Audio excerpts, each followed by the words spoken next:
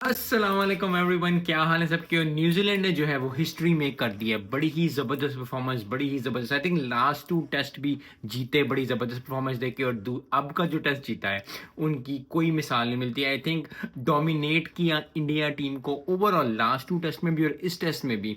लग ऐसे रहा था कि इंडिया जीत जाएगा, इंडिया कर जाएगा। बहुत अच्छी परफॉर्मेंसेज आ रही थी, लेकिन at the end of the day Ajaz Patel ने जो है वो कर दिखाया, जो किसी स्पिनर ने न्यूजीलैंड के आज तक तो इंडिया में नहीं किया। डेल विक्टोरी ने भी अच्छी बॉलिंग की थी जब वो करते थे, लेकिन जो आज दफ़ा डोमिनेट किया है सब कॉन्टिनेंट में इंडिया में, क्योंकि इंडिया को इंडिया में डोमिनेट करना बहुत मुश्किल होता है, और न्यूजीलैंड ने आज वही कर दिखाया। 235 न्यूजीलैंड ने किया था पहली इनिंग्स में, फिर 174 किया, 283 किया था, 263 किया था। अल्लाह करता 283 करते था, लेकिन 263 किया था इंडिया ने पहली इनिंग में। और 121 पे जो है वो आउट हो गया। 25 रन से न्यूजीलैंड जीत गया। बड़ी ही अच्छी